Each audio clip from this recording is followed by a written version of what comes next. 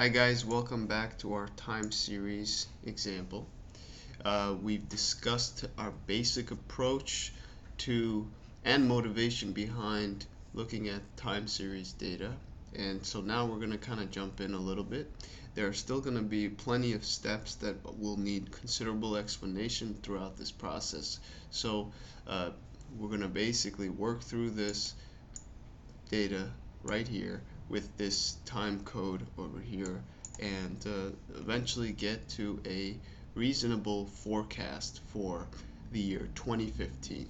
So our goal, our very objective goal for all this is to forecast the year that has not yet happened. Well, at least as far as when this tutorial is created. Okay, so let me at least set that up so I kind of have this target for myself. So 2015 quarter 1, 2, 3, 4. Remember, this data was recorded quarterly, but that does not mean that all time series data has to be recorded quarterly.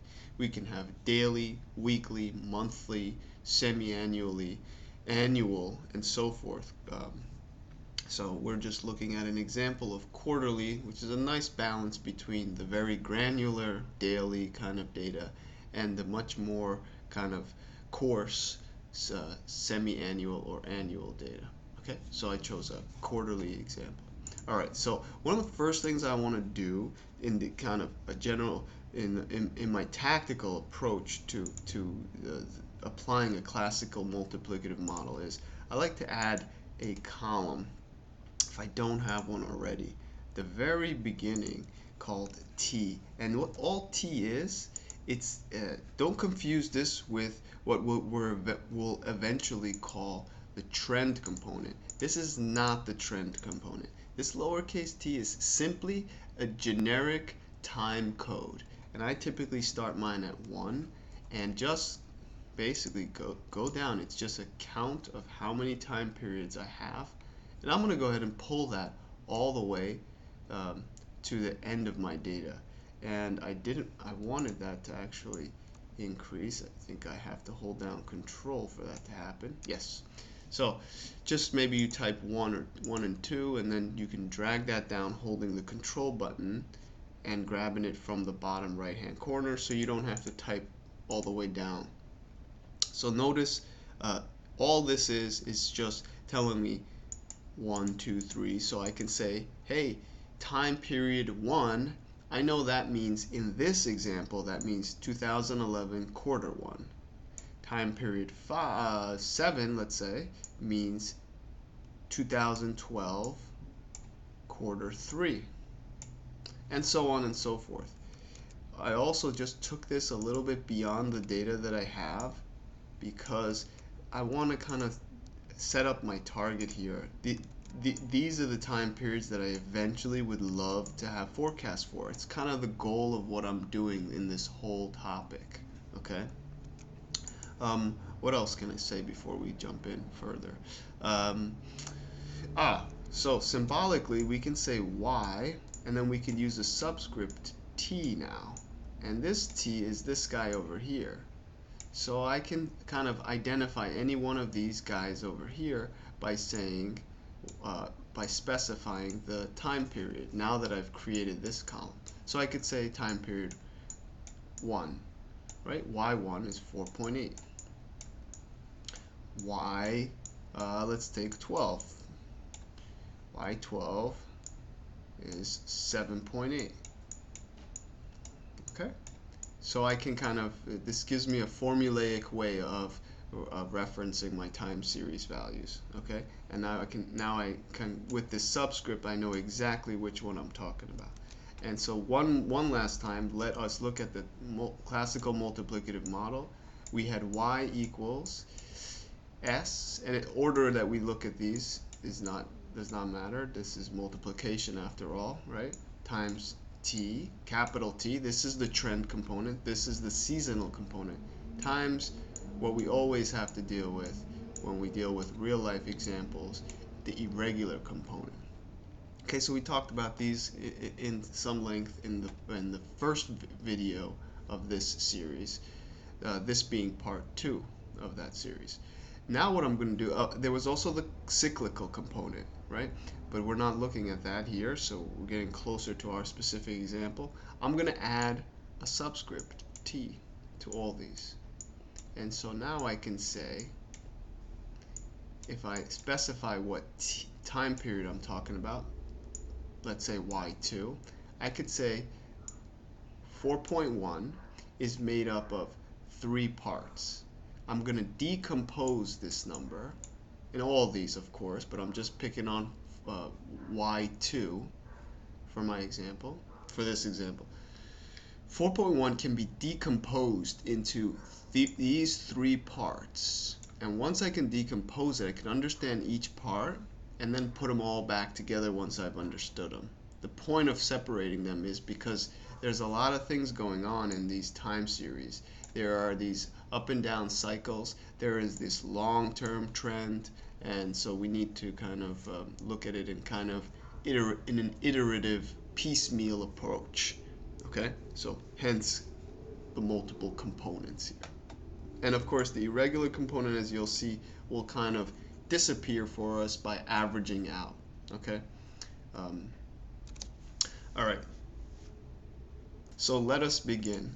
Now, to motivate the very first column of, or very first kind of set of calculations we're going to do in this process, let's look at the plot again. So this plot, as you can see, has these seasonal up and down cycles. Okay. One thing, if I want to learn about them, one thing I need to do is kind of average them out, is to kind of smooth them out. So what I want to do first is smooth out my time series. So the first few columns I'm going to do here, first few steps you could think of, is going to be to smooth this up and down curvature, which is caused by the seasonality and the irregularity combined.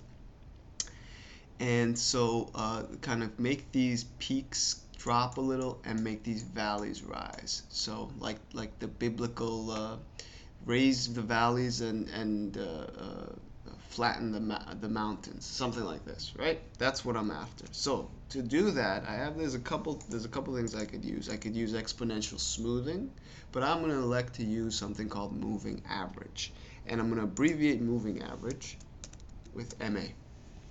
Okay, that just is moving average. What is a moving average? Moving average is just an average. So you're just averaging numbers.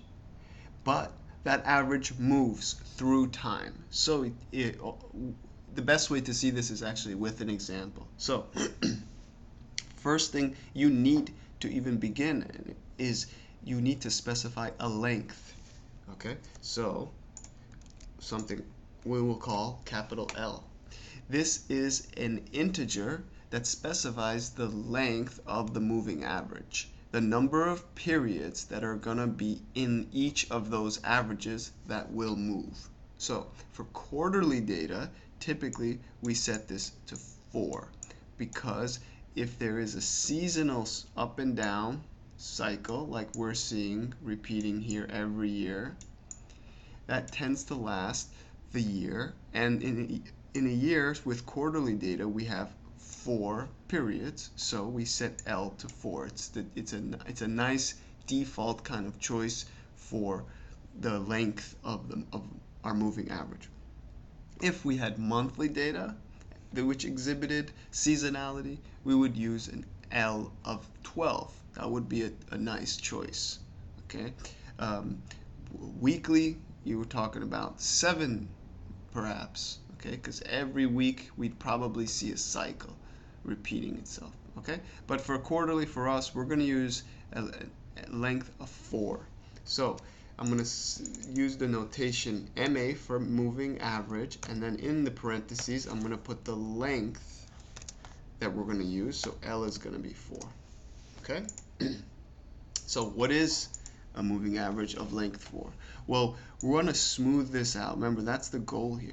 So we're going to take the first 4 numbers. We're going to start at the very top. So here are the first 4, and I'm going to average them. That's where the 4 comes into play. That's where the average comes into play. We don't know what moving is yet, perhaps. Okay, so what's the average of these four numbers? Well, we'll be able to let Google Sheets and Excel do that simple calculation for us, so we don't have to bother ourselves too much with that. But all it is adding up these numbers and dividing by 4, right? Now, let me ask you, where would that number go if it actually had to live somewhere? I would argue, and most would, that the average of a series of numbers, if it had to live somewhere, would have to live in the middle of these numbers. So that would be, when you're talking about four numbers, that would be between row 2 and 3, right? Whatever this average of these four numbers is, if it had to be placed somewhere meaningful, you would agree with me that it should go in the middle of these numbers, especially because in time series data, the order of these numbers that you're looking at here is very important. It's not just a random sample of observations that we're used to seeing in other stats examples. This is time series data. 2011 quarter 1 is clearly before quarter 2, 3, and 4. 2012 is clearly after 2011, and so on and so forth. So these numbers that we're looking at here are very much order specific. Okay, the order matters is what I'm trying to stress. So coming back to taking an average of the first 4 periods, I would want to place that number in a meaningful place, and that would be, because it's an average, and an average is a measure of center, that number would want to live in the middle of the 4 numbers. And in the middle of an even number of numbers it's going to fall in no man's land, right? It's going to fall between row 2 and 3. So this number I would love to calculate and put right here. Except the problem is the spreadsheet software, which is going to help us a lot, falls short in this one case. It's not going to let me put a number in between a row. Okay, so but I need to be cognizant of this, okay, because this is going to impact the following columns we're going to create. So let's get the average here. So we're going to do equals average. See, obviously I can't put this formula where I want to put it, which is between row 2 and 3, but so I'm just settling for row 3 for now, but I'm aware of what I'm doing. So the average of these 4 numbers was 5.35. So really, let me go back to my drawing here. This 5.35 really lives in between row 2 and 3 and not actually on row 3 that I placed it. Okay, we need to be aware of this, that's all. Okay, so 5.35 actually goes in between these 2 rows because that's the middle of these 4. Okay, so I think I made my point clear. Okay, so that's an average of 4 periods. We start at the first 4. Now, what's the moving part? And this is where the moving part comes into play.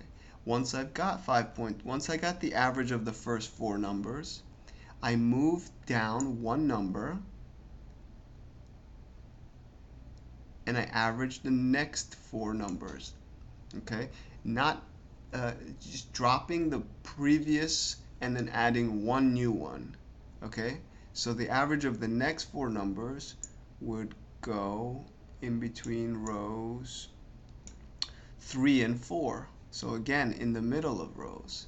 Once I have that value, I go on to the next 4, which means I drop this box one down, and it captures one new guy at the bottom and lets go of the 4.1 at the top. Okay, we are now in the process of moving. We are moving. Okay, so we don't have to calculate this average separately by hand, luckily. Okay, we're going to let the software do it.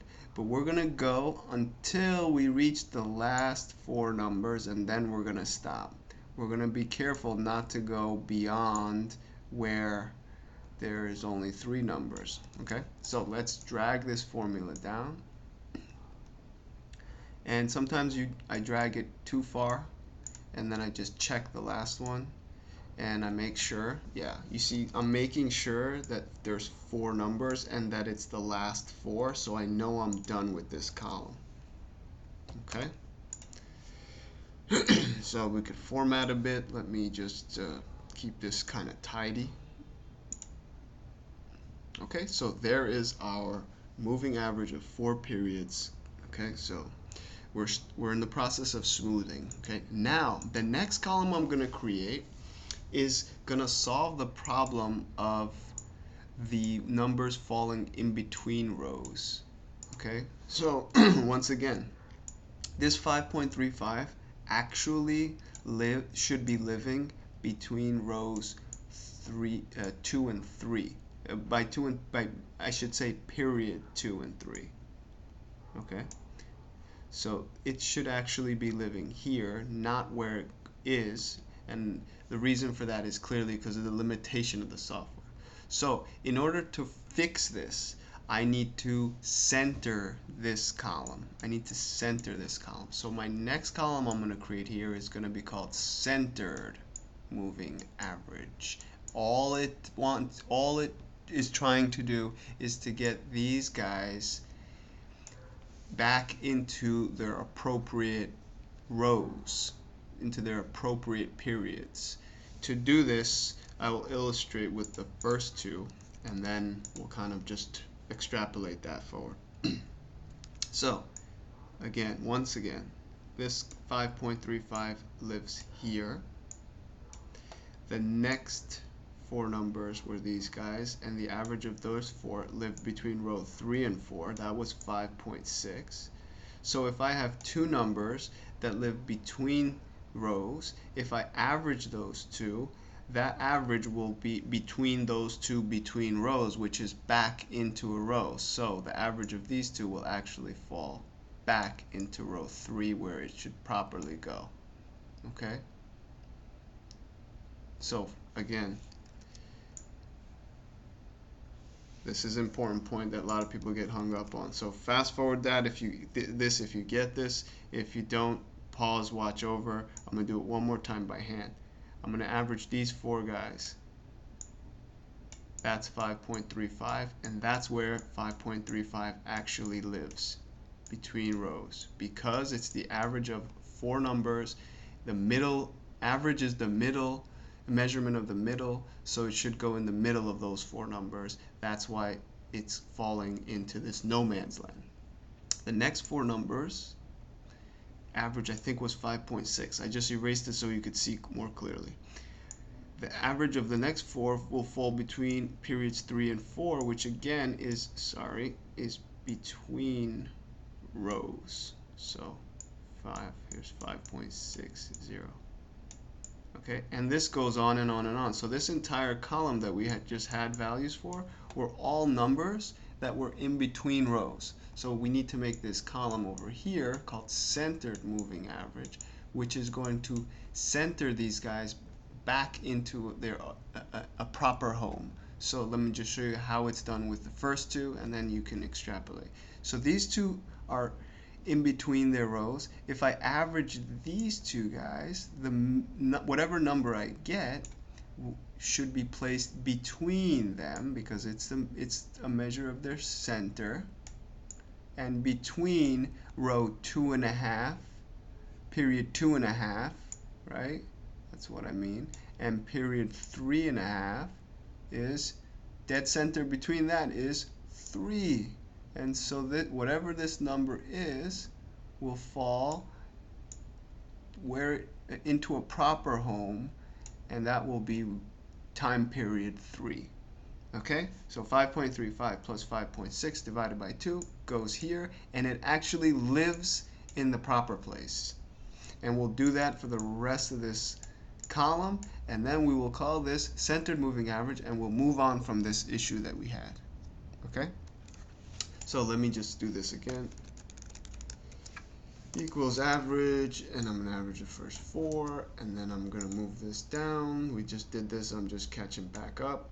I'm going to check the last number, make sure it's averaging the last 4 numbers. It is, so I am happy. I don't want to go past that. Okay.